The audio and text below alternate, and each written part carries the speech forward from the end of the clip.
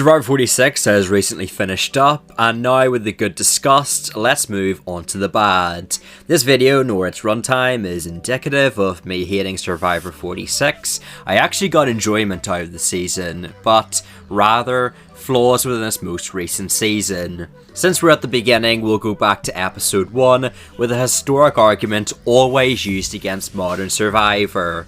Let the contestants actually play. This has been a long-standing critique from myself and other individuals, encapsulating Survivor 41 to 44, where a lot of the contestants' agency was jeopardised due to forced twists. While fortunately the amount of twists were scaled back this season, with almost none post-merge, the pre-merge ones were concerning. The episode 1 trial was an interesting spin on the previous dilemmas due to being social-based. However, my gripe with it was that it always forces one contestant into a precarious situation. In this season it was Jelinski who drew the skull but had to convince Maria that Tevin was lying to her about what he actually had.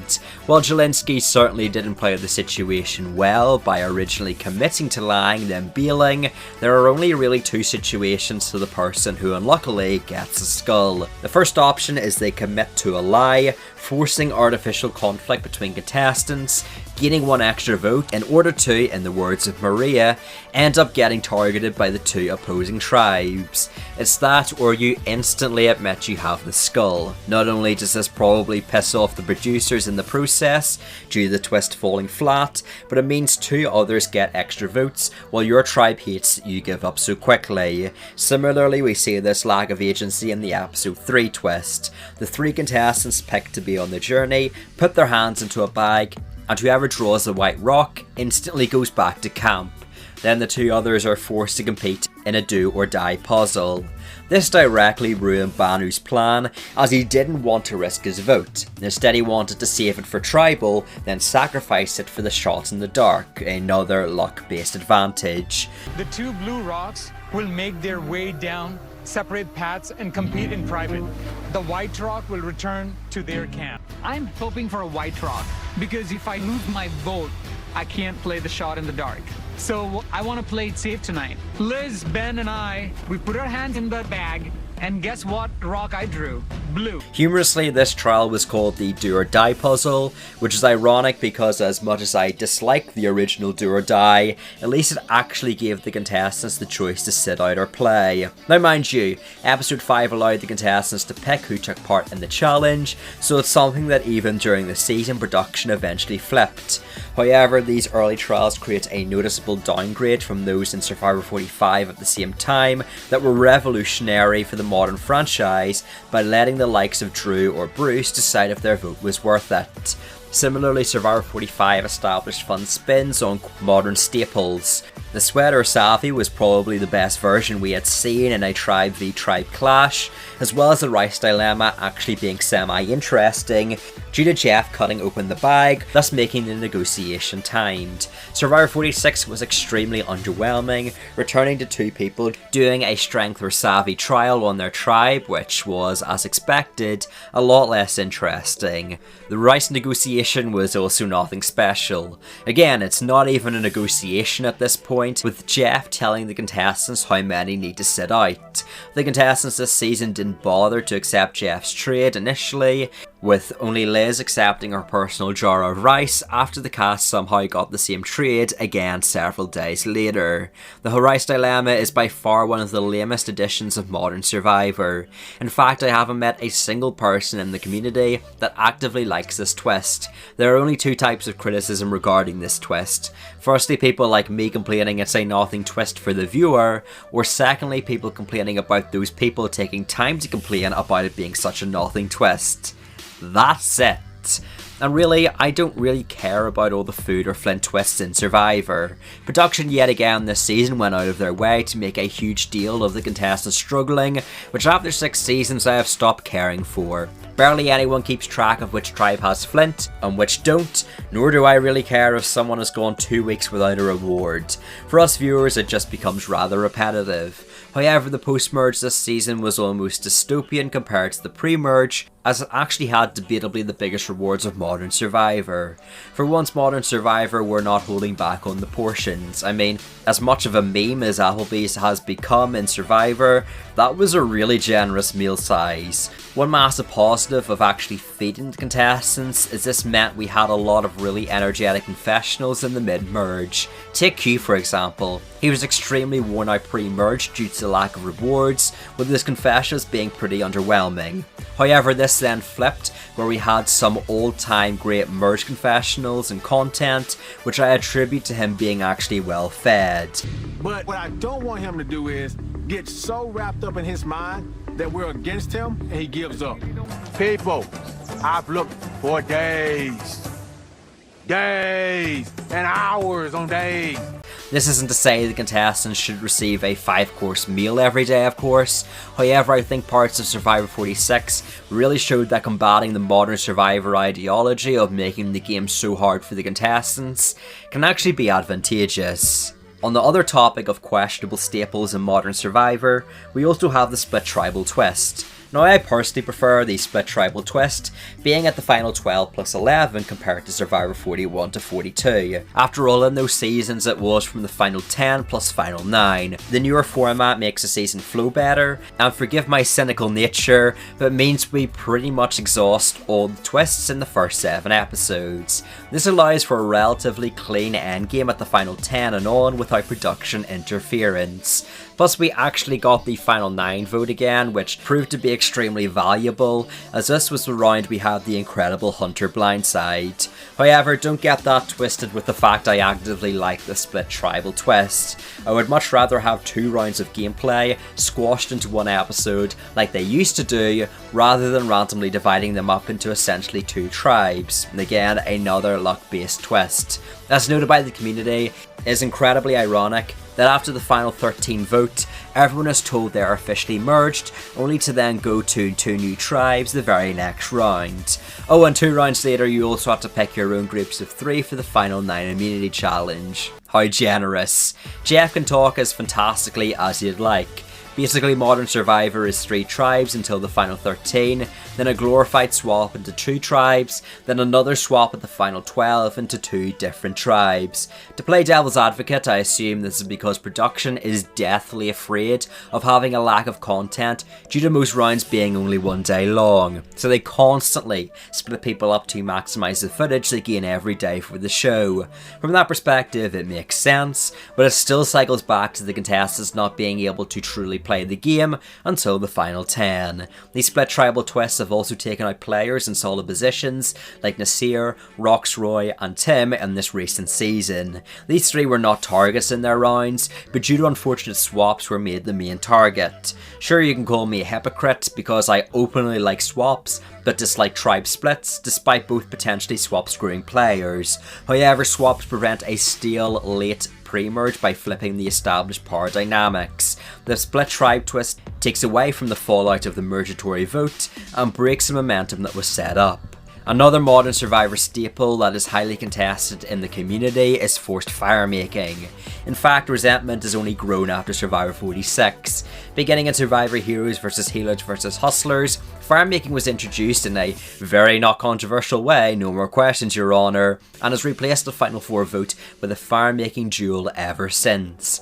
The person that wins immunity gets to pick 2 people to be safe, almost always one of the 2 being themselves, and the other 2 compete in a trial by fire.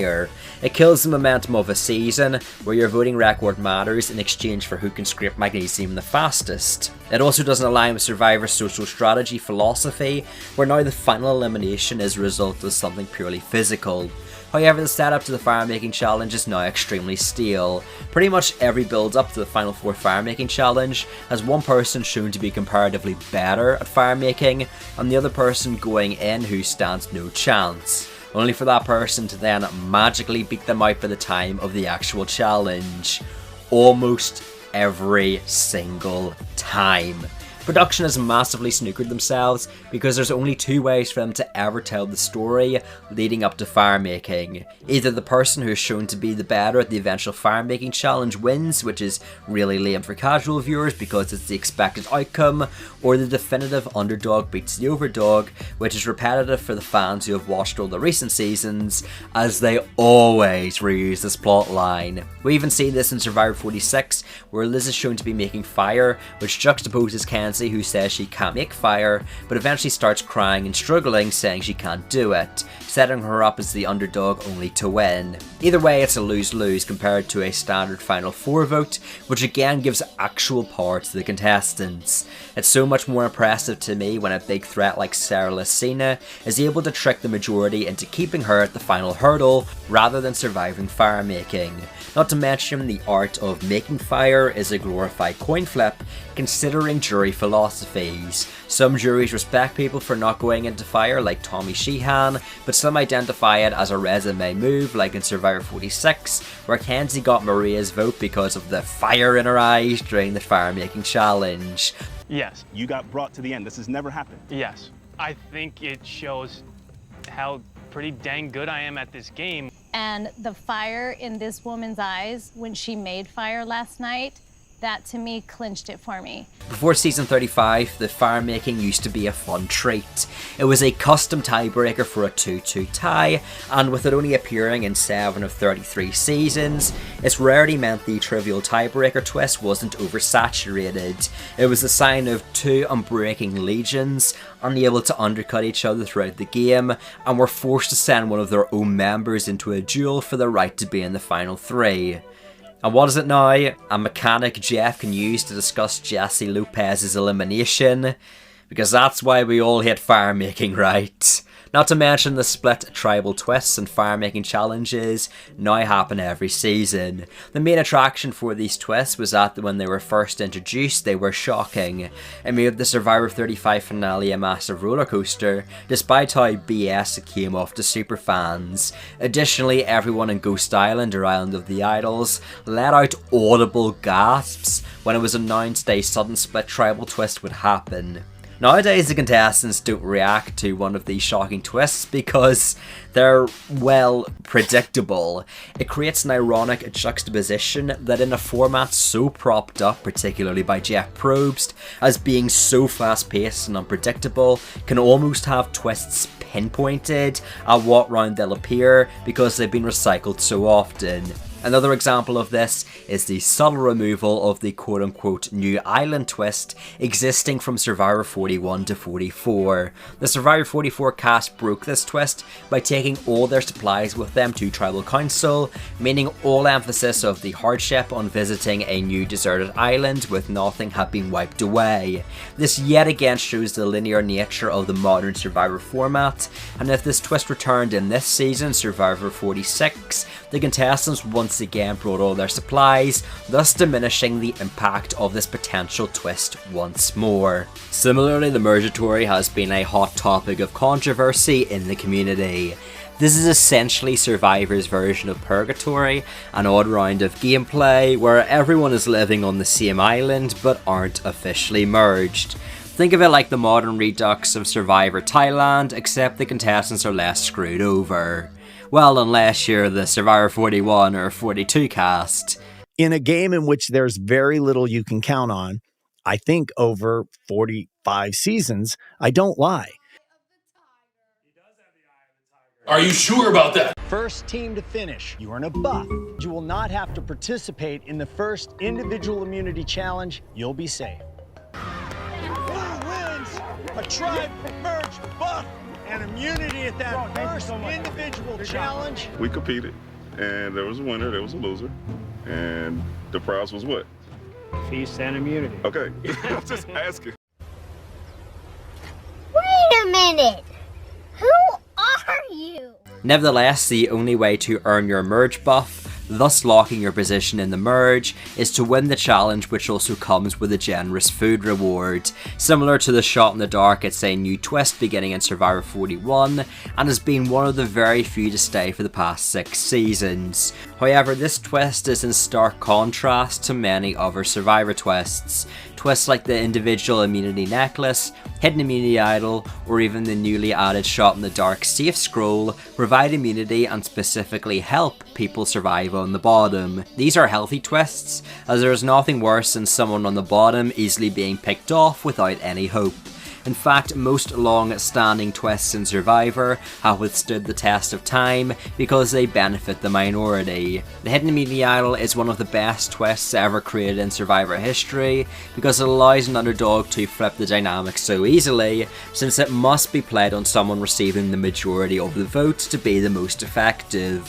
While in theory it can be argued Mergatory can force people to make a big move due to the small voting options, it actually does the opposite. I have to shout out T-Dubs in my Bandit Survivor Discord server for their comment, and if you want to join the server, check out the link in the description of this video.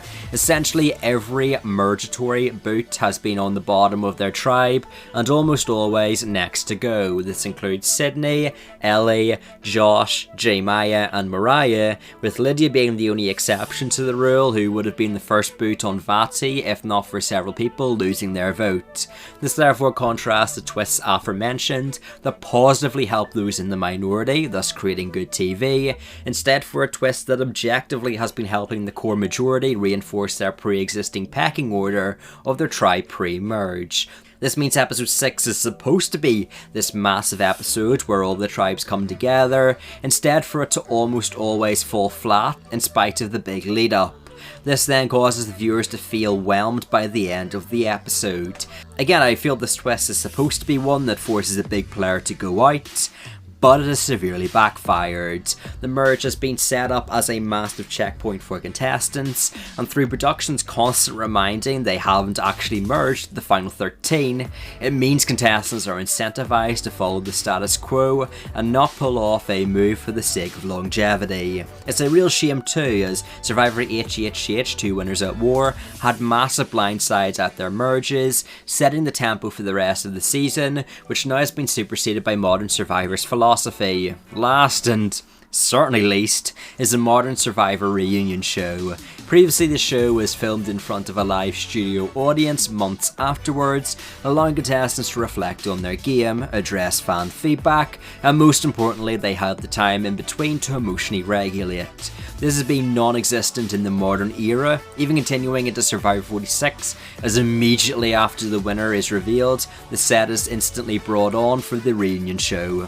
It's honestly astounding this reunion show format still is used, considering Survivor 43 finalist Cassidy Clark reported to have a literal panic attack because of it. Well, yes, I can understand the argument by production that allows the contestants to be more real, considering the reunion is immediate, there is also no pause. As a result, a lot of the final 3 come off a lot less articulate than they could with a day's rest. Kenzie is still trying to process her win, but immediately is thrown into a massive Q&A session. Hell, you could see pain in Charlie's eyes, trying to process barely losing the game, yet having a camera shoved in his face.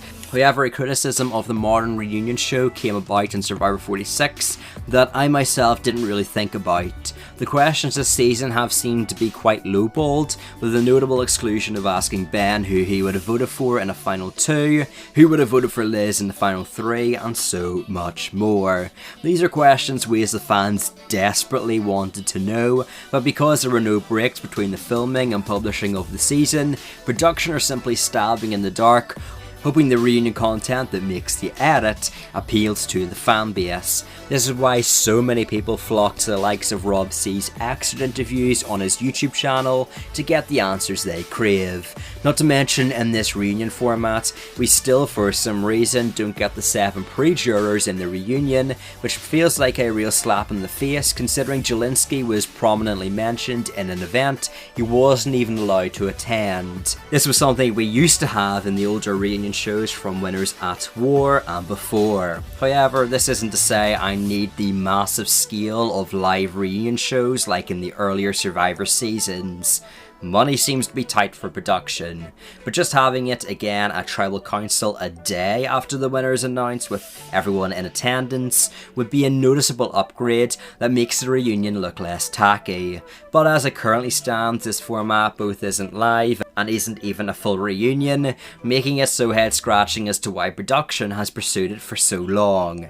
Since we're discussing the finale, let's dive into it with probably the biggest topic of controversy: Plankgate.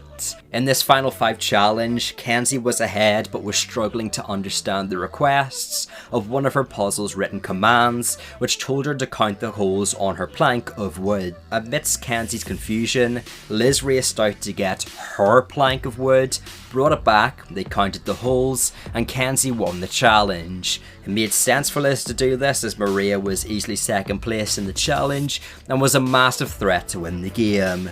Not to mention Liz was never going to win the challenge anyway. Finally, as we've established, the fire making challenge replaces the final 4 votes, meaning you have to take your last big swing at the final 5 lest you miss your chance at your target and they win fire making.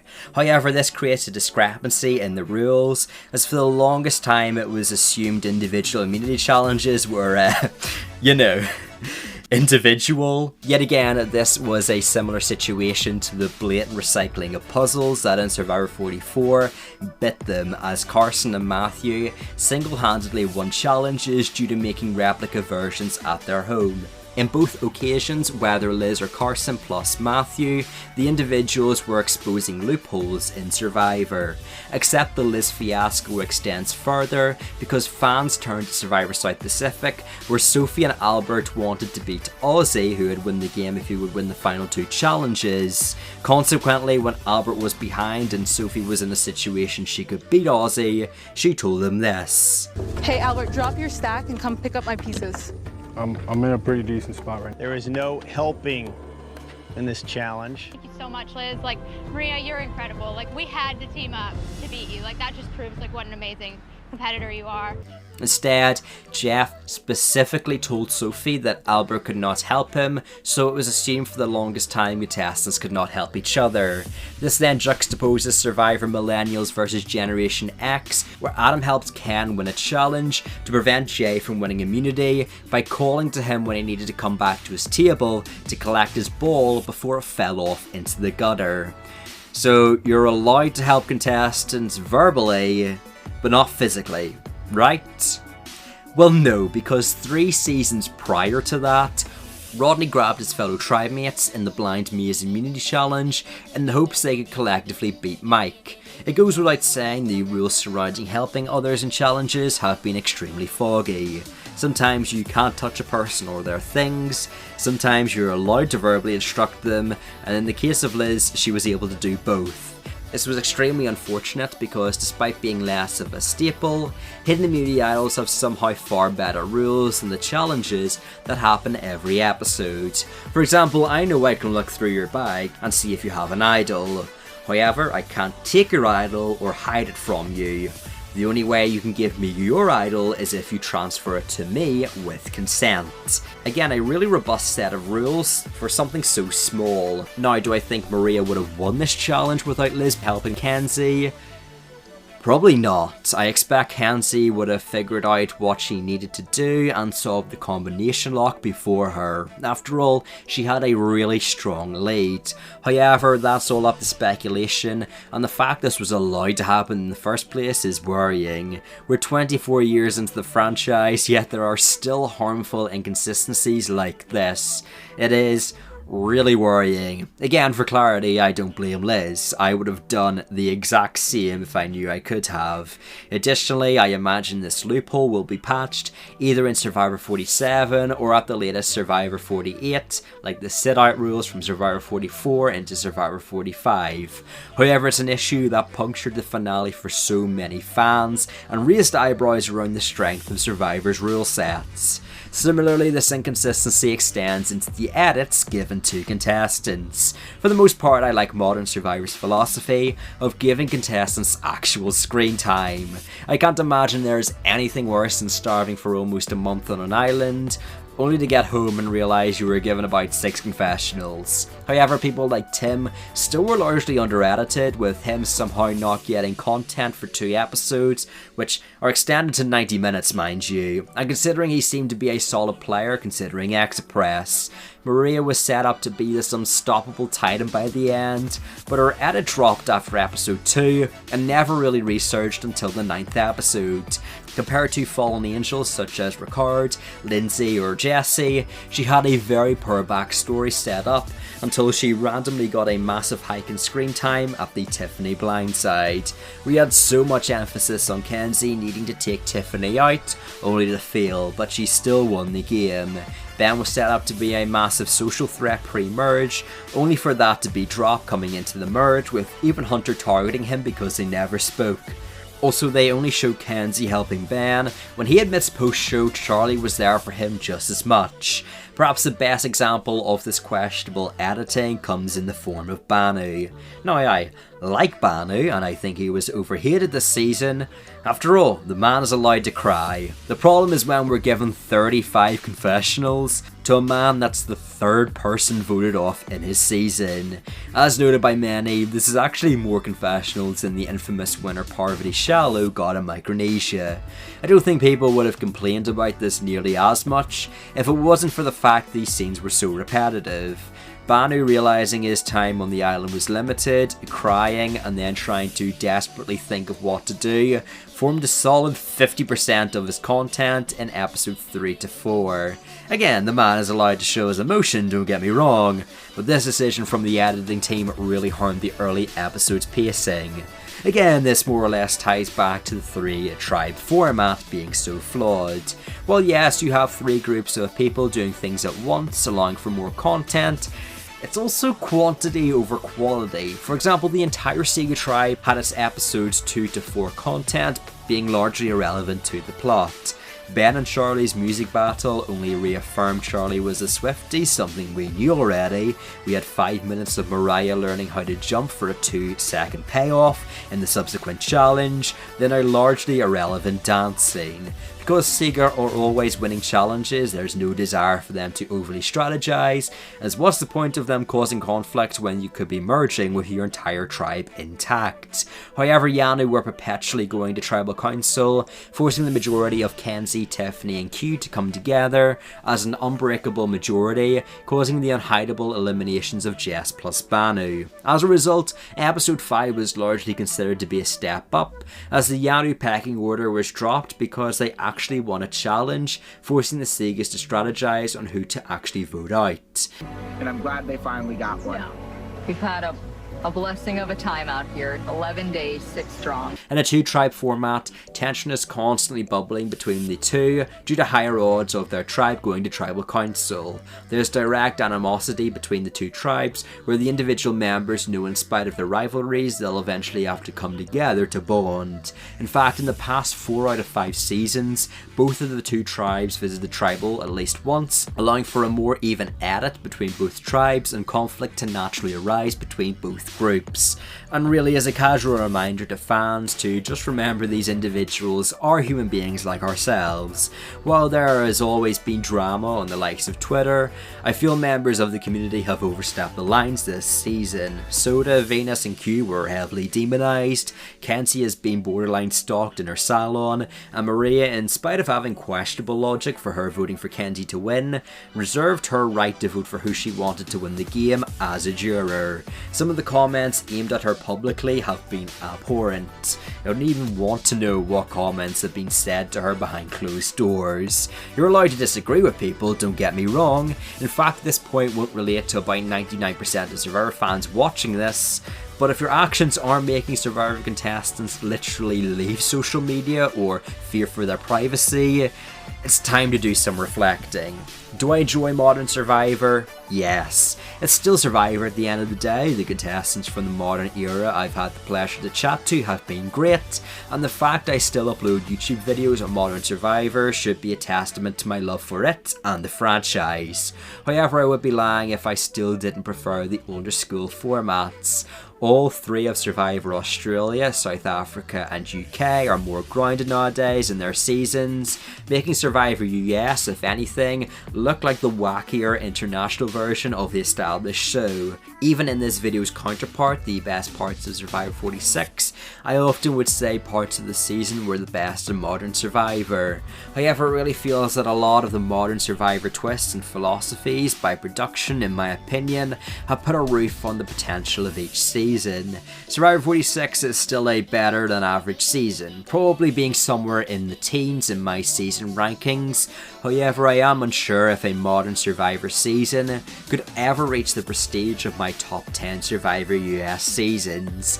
In spite of how genuinely good the modern casting is, the cyclical nature of 3 tribes, a lack of resources, Mergatory, split tribal twists, rice dilemmas, fire making and a jury of 8, judging 3 encapsulate every single season.